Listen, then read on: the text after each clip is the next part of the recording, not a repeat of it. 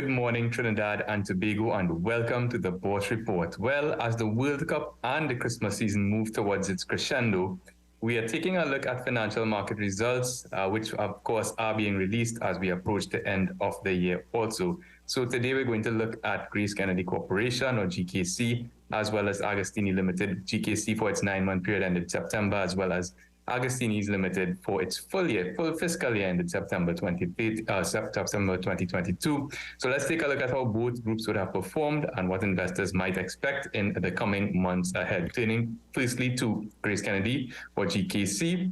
Well, the group reported an earnings per share figure in TT equivalent of 23 cents, which is an 8.3% decline from the 25 odd cents in the prior comparable period, that is the 9 months of 2021. Revenues did increase 12.2%, however, expenses increased by a more than proportionate 13.6% from 3.9 to 4.5 billion TT equivalent. Ultimately, net profits attributable to equity holders declined at 8.1% from 250 million TT equivalent to 230 million TT equivalent. Well, when we take a look at the profit before taxes by major business segments for GKC, not the best of reading for that 9-month period of 2022 after consecutive increases across most segments from the 9-month period of 2019 throughout that COVID period up to 9-month 2021. As we enter the 9-month 2022 period, we can see that the money services segment in that green color would have declined just about 20% from 134 to 106 million TT equivalent, a 5.6% decline in its largest contributor to PBT by segment. Food trading in that yellow segment, from the yellow color, from 195 to 184 million, again a 5.5% decrease.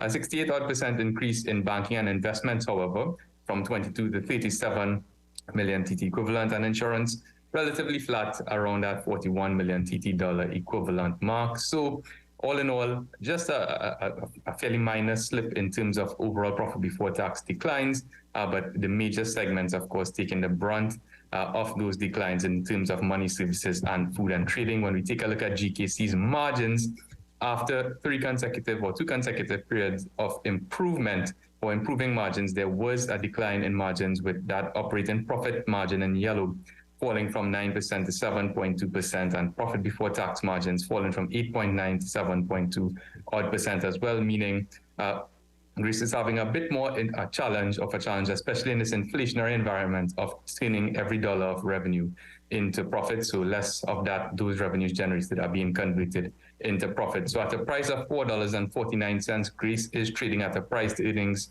ratio of around 13.2 times, below the sector average of 17.6 times, and offers investors a dividend yield of 2% compared to that sector average of 3%, with revenue growth in mind, or continuing revenue growth, but of course keeping an eye on margin compression, which could be a challenge in subsequent periods given the high inflationary environment and relatively fair valuations. Bourse is going to maintain a market weight rating on GKC for the time being. Turning quickly to Agostini Limited, and for its fiscal year ended 2022, the group did report a very significant increase in earnings per share of $2.91 compared to that $2.05 in the prior comparable period of 42%. Revenues were up 13.5% from 3.6 to about 4.1 billion TT.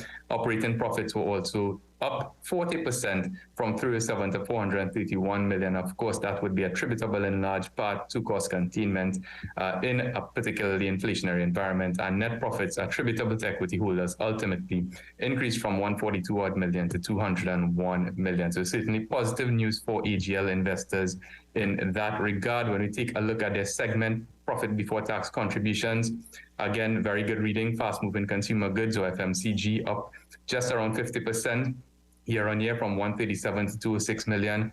Pharma and healthcare up from 133 to 163 million, around 22% odd increase, and a 300% increase in that industrial, construction and holding segment from 7 to 29 million. Of course, that's the smallest segment for AGL. Unlike GKC, AGL, or Agostini, has continued to improve its margins throughout the past few fiscal periods, with its fiscal 2022 operating profit margin in blue improving to 10.5% from 8.5% in the prior comparable period, and 9.7% for that PBT margin from 7.7% in the prior comparable period. So Agostini doing a really good job at converting more of those revenues generated into profits going forward. When we take a look from a valuation perspective, yes, we can see that those trailing earnings have significantly and consistently increased over the past few fiscal years. The price has responded more than proportionately, with Agostini now trading at 15.5 times in terms of its price to earnings ratio, on the more expensive side relative to its historical trends, where it would have traded between 12 to 14 times. So at the price of $44, again, Agostini is trading at a price earnings ratio of around 15.1 times, compared to the sector average of 11.7 times, which is above the sector average, of course, and offers a dividend yield of 3% to investors, which is a pretty tidy dividend yield given the growth of Agostini over the past few fiscal periods, and in line with the sector average of 2.7%. So with revenue growth in mind, those improving margins, and of course the acquisition activities, which have contributed significantly to Agostini's growth over the past few fiscal periods, Bourse is going to maintain a market weight rating on Agostini for the time being. Well, that's it for this week's report. For more information, you can give us a call at 226-8773. Email us at invest@boursefinancial.com, or check out our website where all of our research is absolutely free at bourseinvestment.com. And of course, you can catch us in the business section of today's Trinidad and Tobago Guardian newspaper. Have a great festive season. See you next week. This has been the Bourse Report.